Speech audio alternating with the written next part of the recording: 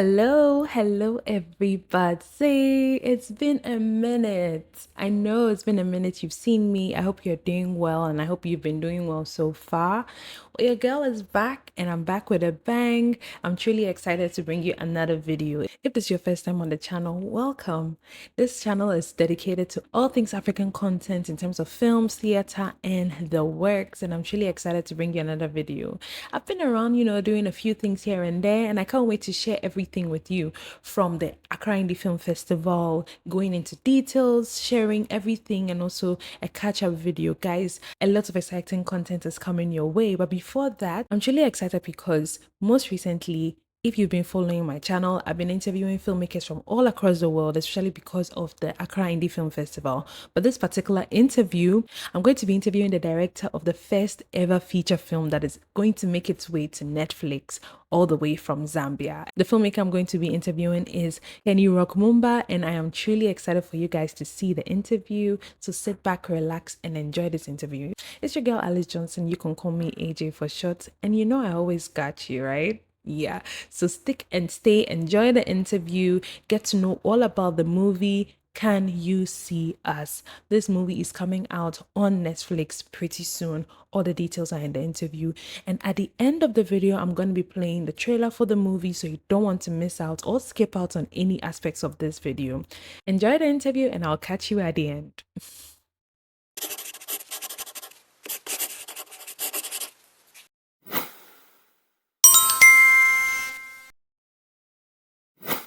Hello everyone, welcome back to the channel. This is your girl Alice Johnson. You can call me AJ for short.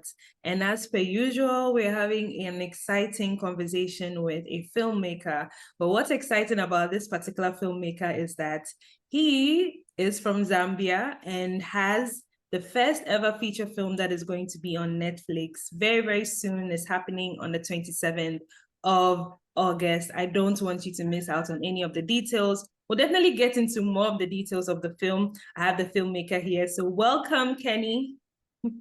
Hi, how are you? And what's up to your audience? Oh, we're good. We're good in Ghana. I don't know how the weather is in Zambia. Tell us about that. It's sunny right now. It's a little bit like Ghana right now, but not as humid because I've been to Ghana a couple of times and I've seen that it's a bit humid compared to here. Yeah. Okay, right now we're having a rainy season. So you can wake up one morning, it's raining. The next moment it's sunny. It's just very confused weather is what we call it now. Yes. You're Yeah. welcome to the channel. This is Miss AJ Tube, where we talk authentic African content, reviews of films, and everything that has to do with the film industry in Africa.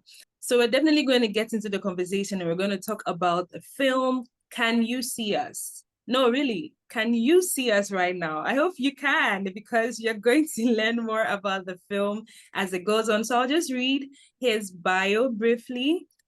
So Kenny Roc Mumba is an award-winning and largely nominated Zambian-born and raised Pan-African film director who lives and breathes Africa through its rich and vibrant visuals. His journey as a filmmaker began as a teenager, experimenting with high-8 handycams, Windows Movie Maker, and Final Cut 7. He taught himself how to film, edit, and grade. In a time when Zambian film industry was only budding, Kenny spent many hours in French studios where he would soak in the knowledge and would one day catapult himself to the director he is today. He took on fixing jobs from international companies, invested in film equipment, and began his professional journey as a commercial director.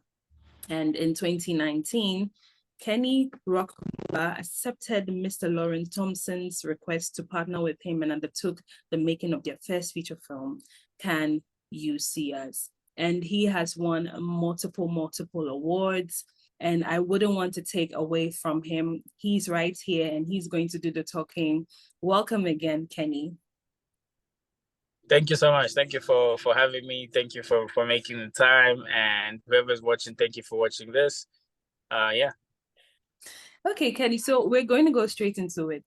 Filmmaking, learning by yourself. Basically, you are a self-taught filmmaker. How did the whole journey really start for you as a teenager? So I wouldn't say I'm self-taught completely. I'll say I'm self-taught in a sense of self-inspired. Um, I found the interest first. I was trying to figure out why stories look like that, why there's different scenes, why there's a close-up, and why do we cut to this wide? How do we move between scenes? And the fact that I had access to a handycam, like a high-end camera where you pop in a tape and then you record. So I was like, can I not do the same thing? And then in experimenting, in asking questions and being curious, eventually I got to understand that you could actually shoot, just pick up a camera, shoot something and piece it together and tell a story. Hmm. So that's where the interest sparked. Was like I had all these thoughts in my head and all these ideas as a kid. Uh, and I think that's also inspired by watching a lot of animation. Is you want to kind of see the Hmm. world in your perspective and your view and be able to tell your story in your own way. So yeah, so that's when I picked up a domestic little handycam and started filming. Hmm. Amazing. And first of all, what was the landscape of filmmaking in Zambia at the time when you decided to pick up filmmaking, and who really inspired you to really start on this journey? So the inspiration came when I wanted to make a TV show, and then I kept knocking on doors and trying to get crew to help me put together this TV show. So the TV show was like a musical show where I get into the details of different gospel artists, people like Lecrae, um, Kirk Franklin back in the day. And then there was no one to help me. So I think a friend of mine said, why don't you do it yourself? You know, like always relying on people to do it. And they keep disappointing you. So why not take the leap of faith? So that's when I got into it. I found I was looking for editing software. So if you remember back in the day, if you own a Windows machine, it comes with Movie Maker, and Mm. then yeah. So based on that is when I started tapping into software like that and asking questions and trying error and trying to find why my audio is so bad, and then figuring out it's a quiet place, film it. Eventually, that interest grew, and that being curious added every layer to my craft today. Is like, oh, why does something doesn't look blown out? How do I fix exposures? How do I tell stories that are intimate? How do I frame shots? So the interest grew, and then watching people like Tarantino, Steven Spielberg, uh, Mm. that inspired me to tell my own stories. Yeah. Amazing. Just briefly, can you give us a sense of the filmmaking scene in Zambia? Because it's not really the most popular, I would say, probably in Africa, where we have a lot more people concentrating on Nollywood, that is for Nigeria, and then South Africa and Kenya also. So can you give us a sense of the Zambian filmmaking scene? So the Zambia filmmaking scene is quite small because also our population is quite small. So it's a smaller country. It's like 20 million people. Small country, but with a lot of heart, big heart. So Mm. there's a couple of filmmakers.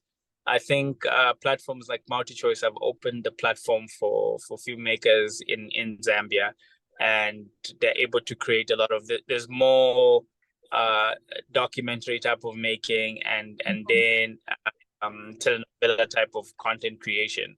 So there's been a lot of series that actually have ended up on that platform and have crossed borders.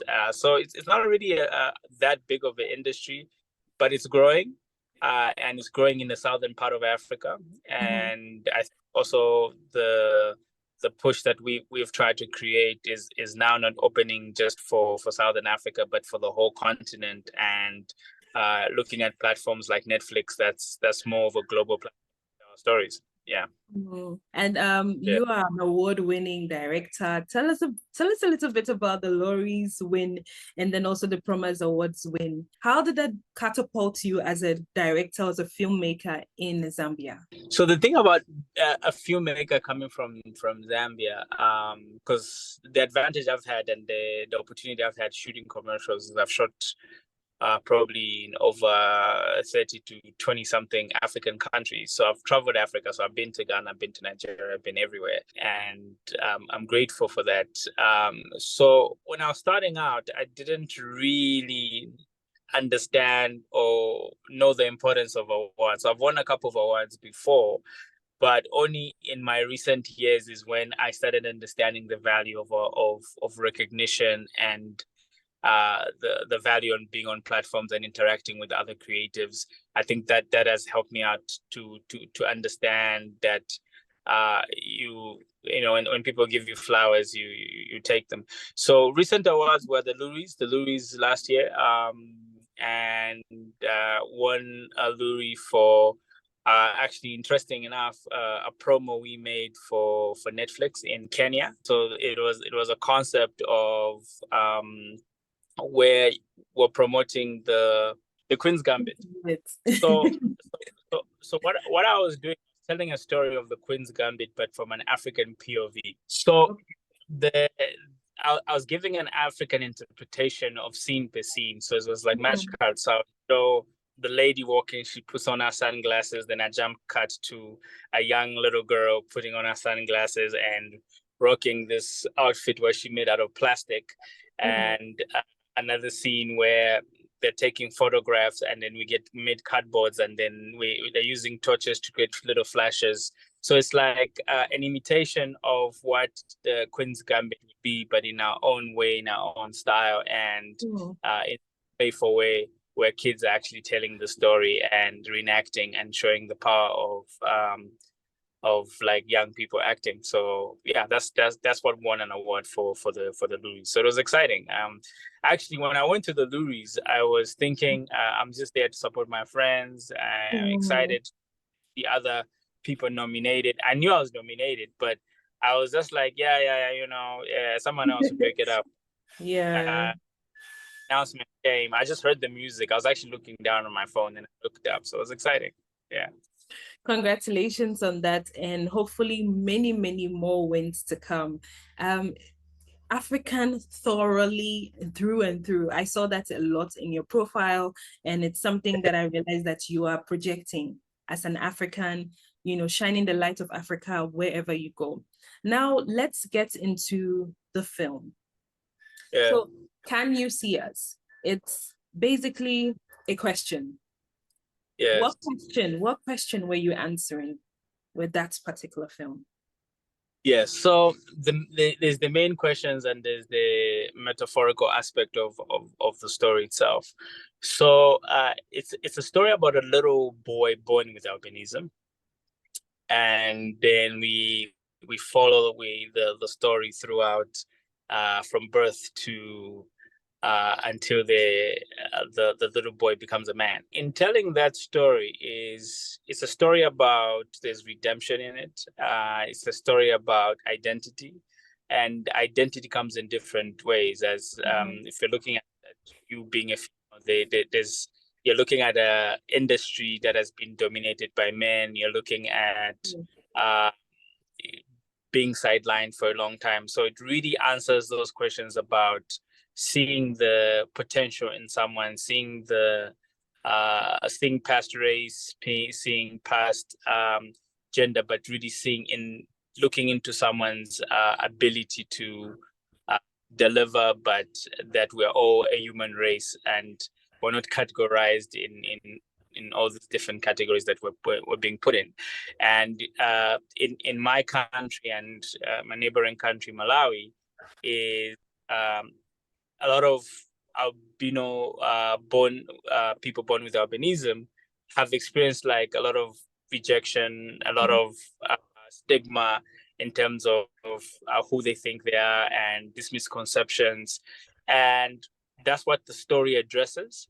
And as much as that's what the story addresses, we were telling the story, as also the writer, Mr. Lawrence Thompson, wrote the story, is the perspective was not to just focus on the rejection, which you expect in that story, but to really show you the POV of the person's story from their perspective, but also kind of show you the human experiences that they go through, that they fall in love.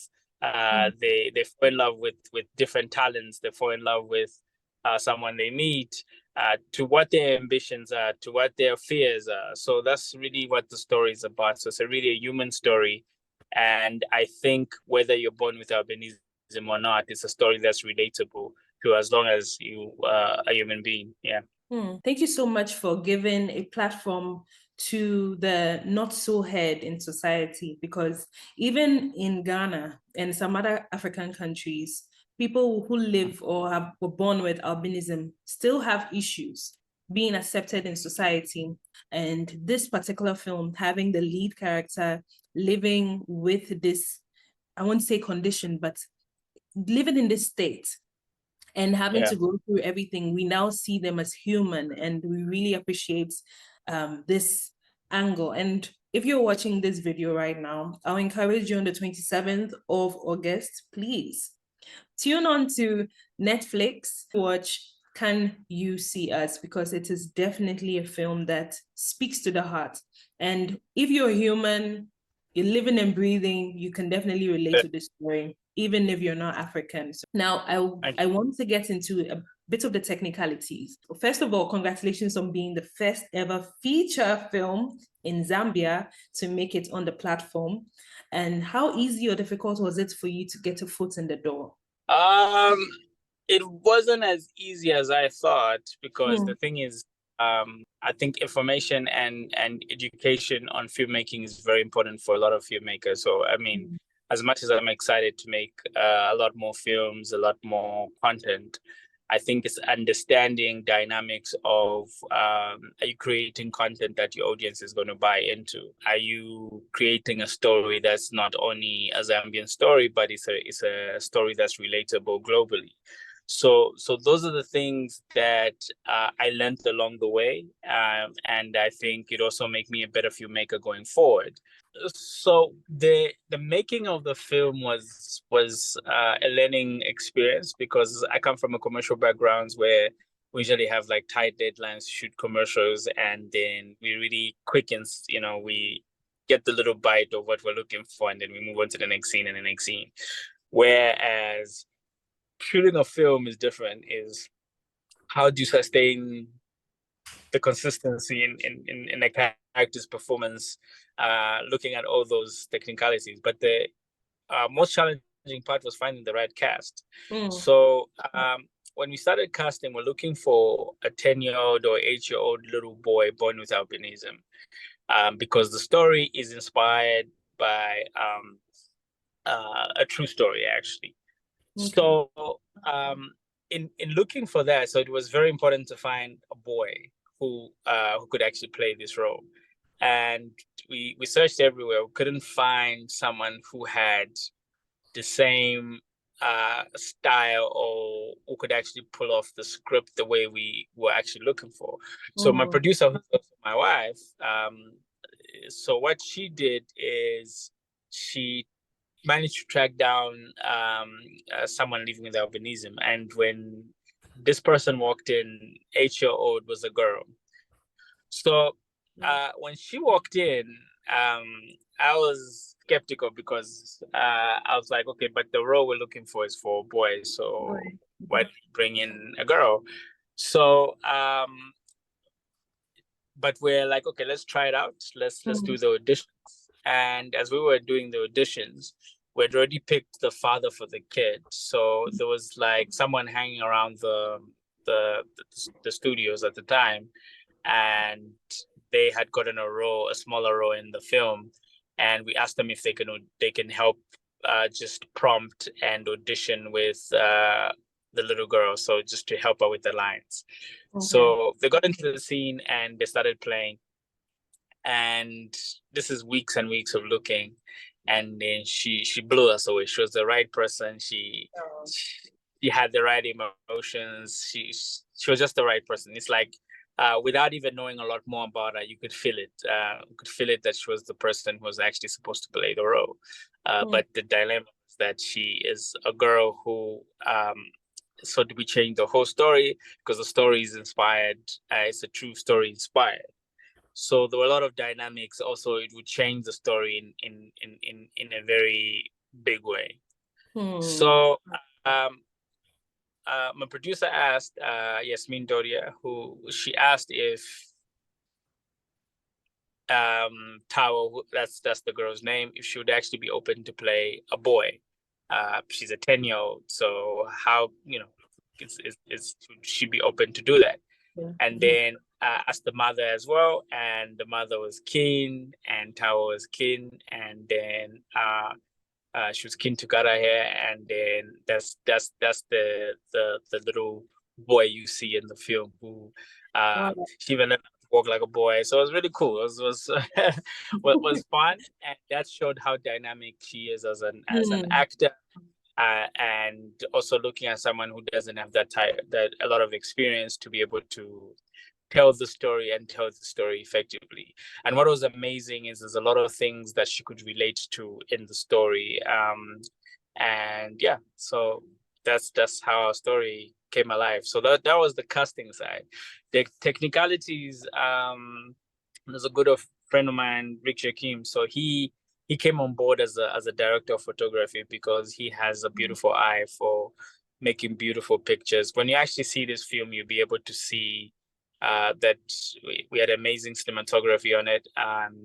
But we told it in a very simple way, but very effective style of cinematography.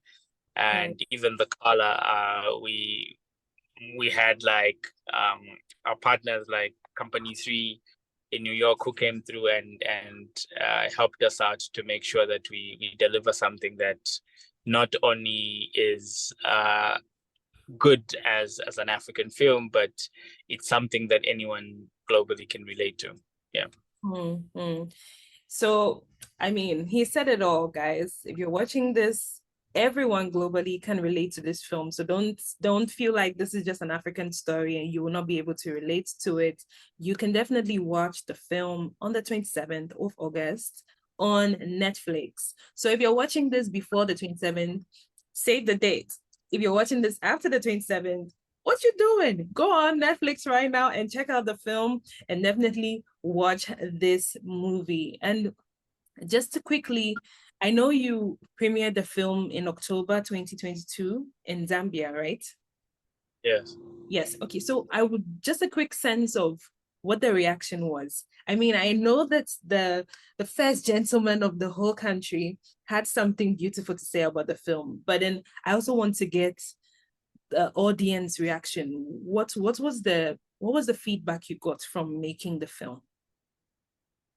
Okay, so the thing is, when you're too close to the film, is you don't, because you're in the editing room so many times, so you know the cue when the emotions hit, when the music is kicked and all that. But the beauty is, I saw some interesting like transformation of crew on set where there were scenes Tower was playing and then got the whole crew crying.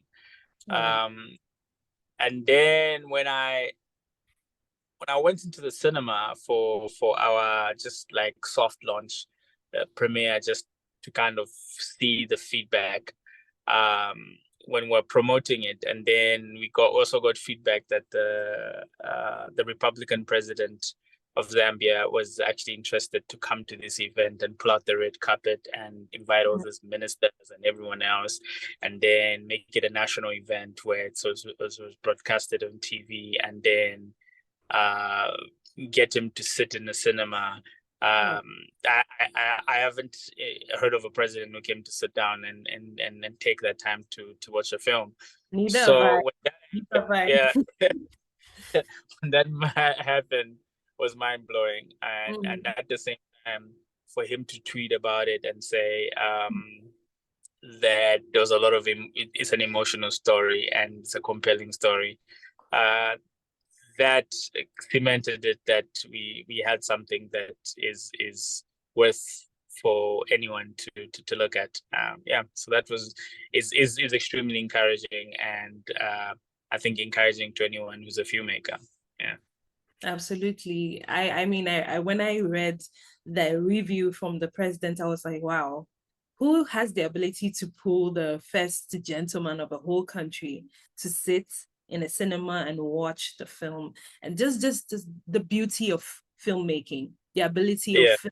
to speak to various people. I mean, he had no idea this film was in production, and it's come out and it's doing the Lord's work. It's speaking for itself. So congrats on that one. And before I let you go, I know you have a very busy day ahead, so I'm just going to keep this very brief. I just want you to speak to whoever is watching this right now. It's a very emotional story, but then it's definitely something that can resonate with anyone who's watching this video right now. So maybe just final words to anyone who is contemplating, do I really need to watch this movie? Just speak to anyone watching. Okay, so the beautiful thing about this story is it's the main theme, of course, is a child born with albinism, and you might not be a person born with albinism, but at one point in your life you did face some rejection, some identity issues, or question how people feel about you.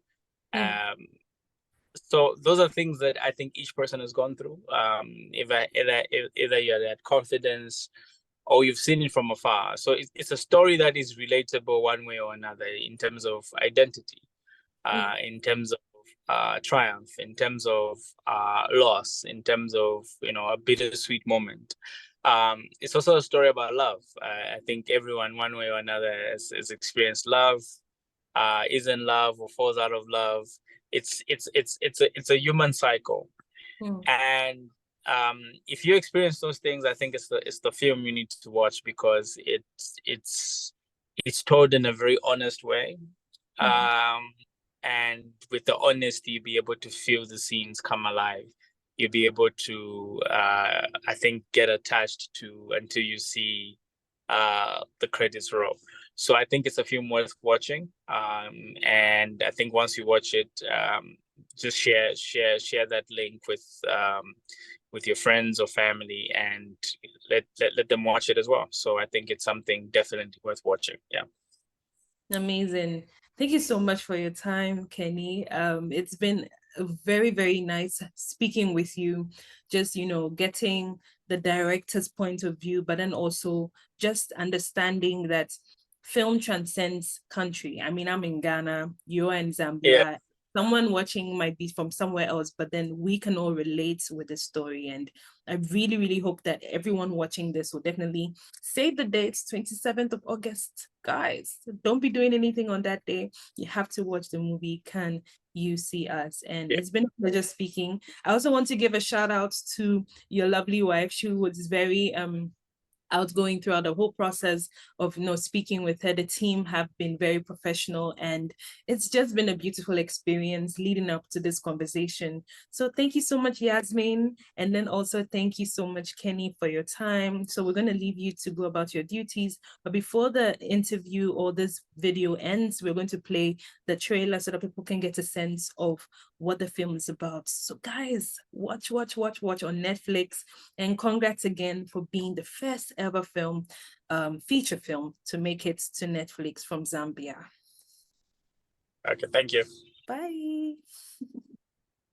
And there you have it, guys. I know you wish this interview could have gone on and on, but it's quite unfortunate. This is all time will permit us for now. I hope you enjoyed the interview.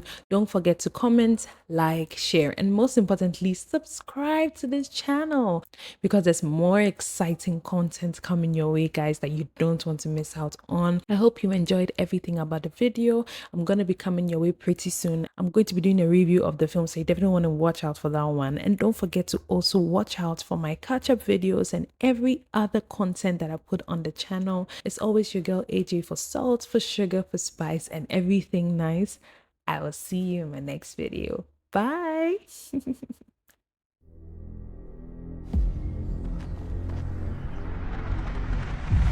Say this. I am powerful. I am powerful. Breathe.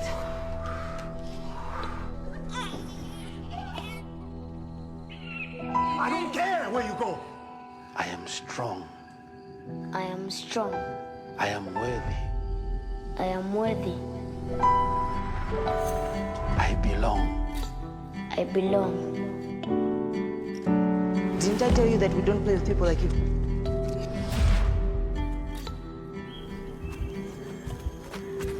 They could never understand you.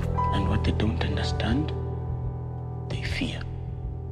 And what they fear, they seek to destroy.